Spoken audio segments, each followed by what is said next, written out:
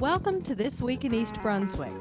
This week, the High School German Club celebrated their annual ethnic fair. A mock trial sponsored by the State Bar Foundation was held to heighten awareness about drunk driving cases.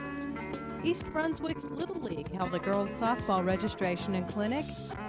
And the library's programs featured Mother Goose Magic for children this week and an exhibit of circus posters this month. All of this and more, including our regular features, the council meeting review, a money tip on investment risk, information on Storer Cable's new hours, and health facts with the American Heart Association. But first, here's a look at next week's program schedule on Channel 8. Monday morning at 10, join Lenore Kulik in relaxation exercise on Look Great, Feel Great. At 10:30, it's story time for preschoolers on stories from the library. On Tuesday evening, American writer Truman Capote is the subject of a book by Gerald Clark on In Print. That's at 7 o'clock. Wednesday evening's schedule includes For Art's Sake at 7:30 with Dolly Vasta and her guest Raymond Wojcik of the Brunswick Symphony Orchestra. At 8 o'clock, the Arts features the Arts Foundation of New Jersey. On Thursday evening, watch This Week in East Brunswick at 7 and 8, and at 7:30, Sandy Landman discusses diet awareness with Nancy Haberman. Check the Community Bulletin Board for Saturday's schedule and for high school sports events on Channel 8.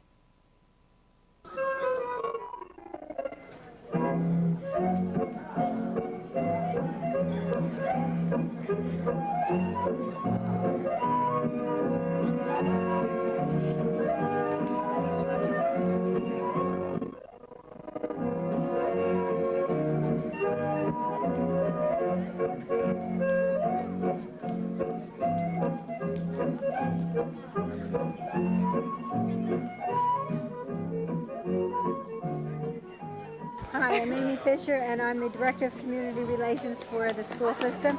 And tonight I'm in the East Brunswick High School cafeteria with Michelle Katz. Hi, Michelle. How you doing? Good. What's going on here tonight?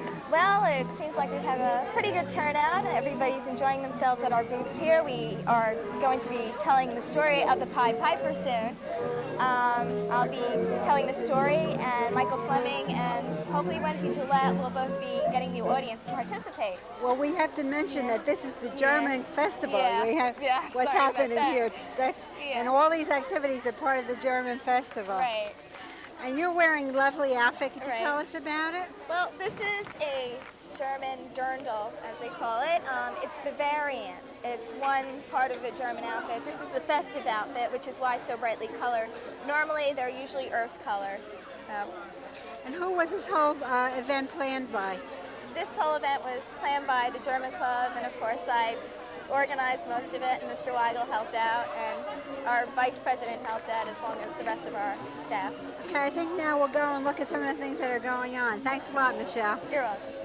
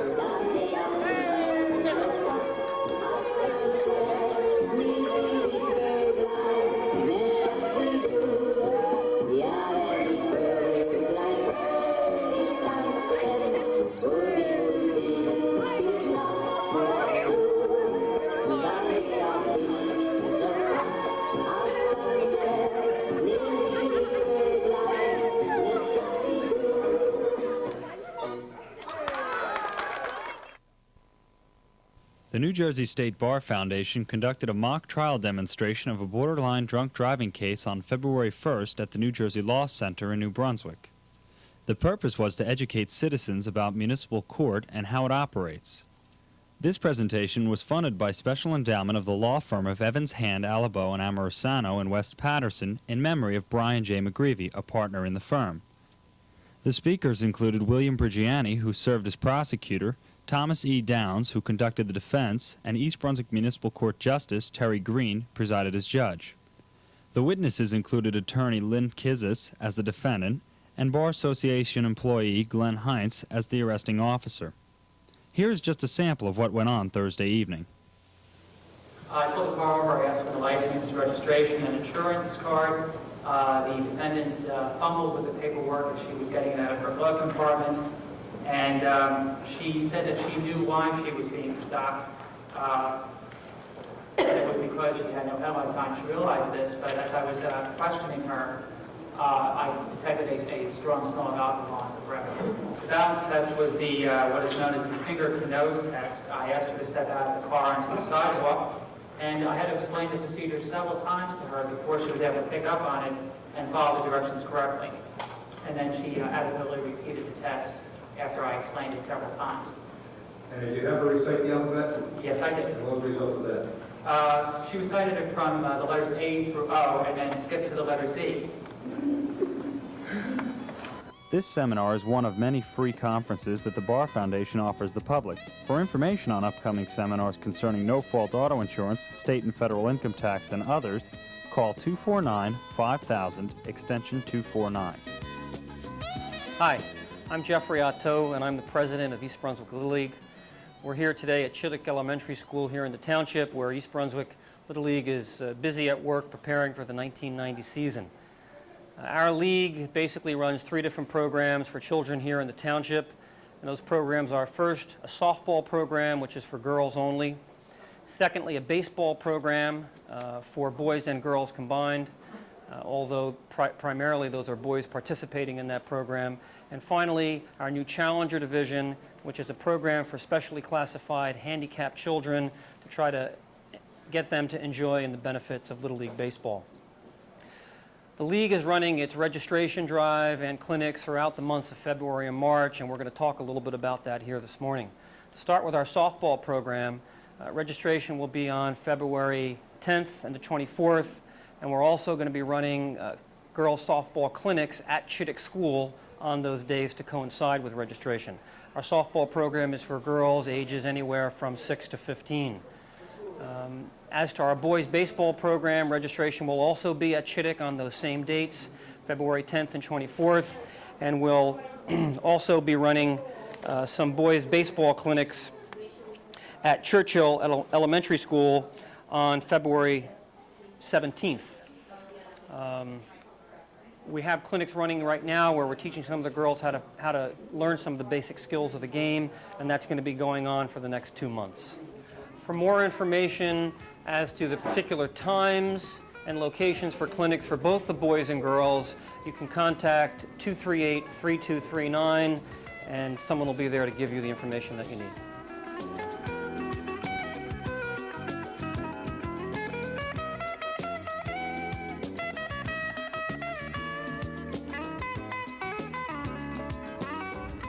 Hello, I'm Jack Shreve, the Operations Manager of WCTC in New Brunswick. It's so nice to be with you today, and I would like to take a moment to tell you a little bit about Operation Heartbeat. Did you know that every 32 seconds someone dies of a heart attack? And did you know that 34,000 people are going to die in 1990 of heart attacks? That's a lot of people. The object of this discussion is to tell you how the American Heart Association, the New Jersey affiliate, is making an attempt to save lives through research and through programs that teach people how to save lives. With that in mind, let me tell you how WCTC Radio in New Brunswick goes about trying to save lives. We try to raise funds for the American Heart Association New Jersey affiliate every year. We've been doing it since 1968, and during that time, the radio station has raised over $500,000. We couldn't have done it without the support of our viewers and listeners, a lot of them living right in this local area. What we do in the month of February, which is Heart Month, is to get a lot of people together on the telephones and ask them to make pledges. Then we ask them to send their money to the American Heart Association. In return, that money, which stays in New Jersey, goes to fund programs to teach people how to save lives and educate youngsters in how to eat well and other projects that we might mention at some future time. But right now, I'd like to tell you a little bit about this year's Operation Heartbeat, which takes place the last weekend of February. We hope that you'll be interested enough to take part in one of the projects that are going on this month. We have as our guest a good friend of mine and someone that everyone should know about. His name is Joe Spicuzzo. He's the sheriff of Middlesex County. Joe, one of the big projects we're running this year is Celebrity Waiter. It's going to be held in February, and a lot of people are being invited. What is a Celebrity Waiter? Well, it's actually a fun night, Jack. We've invited a lot of elected officials and local businessmen and women to participate. And what happens is they become the waiter or waitress for their invited guests and take a table to raise money for the American Heart Association. There'll be a lot of bidding on certain prizes, there'll be a lot of tips made, and it just becomes a fun evening for an elected official. Incidentally, Mayor Jackson Agra from right here in East Brunswick has already responded and will participate, and we're thankful for that. And that'll be held at the Ramada Renaissance on the 22nd of February. Yes, it will. And we hope everyone can attend. I'm Jack Shreve. Don't forget, if you'd like to get involved in Operation Heartbeat this year, there's a number you can call, and that number is 376-3636. 376-3636. I'm Jack Shreve. Thank you for being with us. East Brunswick Children's Librarian Sherry Ginsburg worked some Mother Goose magic with local toddlers and their moms earlier this week. This popular nursery rhyme program is designed to entertain and involve children 1 and 2 years old with a parent. The program's 15-minute format is timed to suit toddlers' shorter attention spans. For children 2 years and older, the library offers a half-hour program of short films and a story called Merry Movies and More. And for preschoolers 3 to 5 years old, it's Mommy, Daddy, and Me, an evening program for children and their parents. Calliope is a collection of stories, crafts, and games for children in kindergarten and first grade. The Children's Department offers programs for children of all ages. For more information, call 390-6789.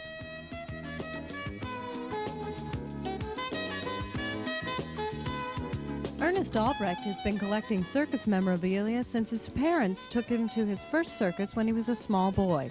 His collection, on display this month at the library, includes posters, programs, press kits, and other items dating back to the 1920s.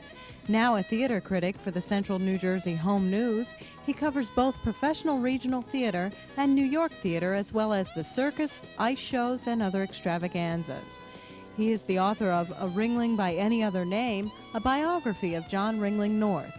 Albrecht currently teaches English at Middlesex County College and was, for 15 years, the producing director of Plays in the Park.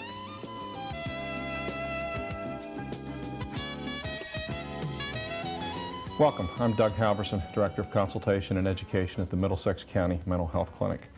With me today is Terry Maines. Terry's Coordinator, Health Education Services for the Middlesex County Health Department. Terry, thanks for being here. Terry, what kinds of services are offered by the County Health Department? The County Health Department offers a wide variety of services. These are in concert with a set of standards issued by the New Jersey State Department of Health called the Minimum Standards of Performance for Local Health Departments. The Middlesex County Health Department provides services to 18 of the communities in Middlesex County, of which East Brunswick is one of those. And we offer the entire variety of these services and then some. There's core activities and elective, and we offer all of the core activities, of course, because they're required, and a lot of the elective ones.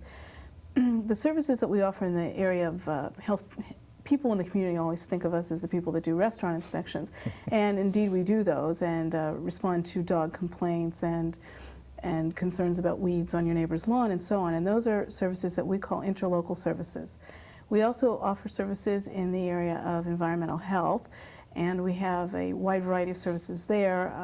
Hazardous materials response team, it responds to more complaints almost than any other response team in the entire nation, and air pollution, noise pollution, water pollution control, and solid waste control. Another area of the health department is health education services. We offer programs in the area of cardiovascular disease, child health, tobacco control, pretty much anything that you're interested in, even environmental health. And as an example, in January, one of the combined services of the Environmental Health Division and the Health Education Division was to provide payroll stuffers for radon control to municipal employees. And the fourth major division of the health department is nursing services, and we provide adult health services, child health services, childhood lead poisoning control program, a program for handicapped children called the Special Child Health Services Program, which is a case management program to assist those families in need of getting the services and being able to organize their needs in the community. So it's pretty broad-based in order to meet the public health need in our community. Terry, Yeah. thanks for being here. Thank you. I'm Doug Halverson. With me today has been Terry Maines, Coordinator for Health Education Services for the Middlesex County Department of Health. For further information about any services offered by the County Department of Health, you may call 828-8100, 828-8100.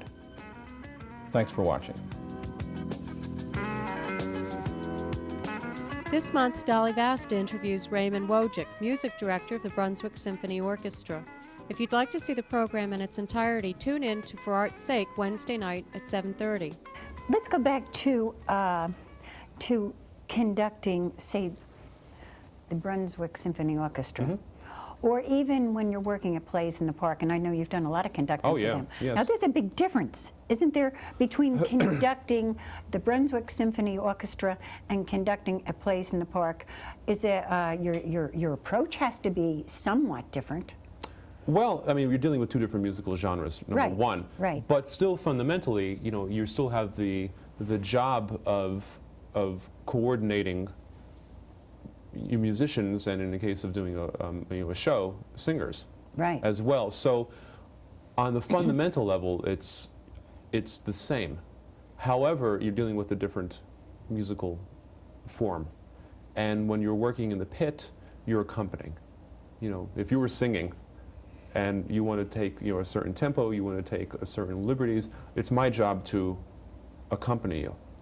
And to make the singer sound good.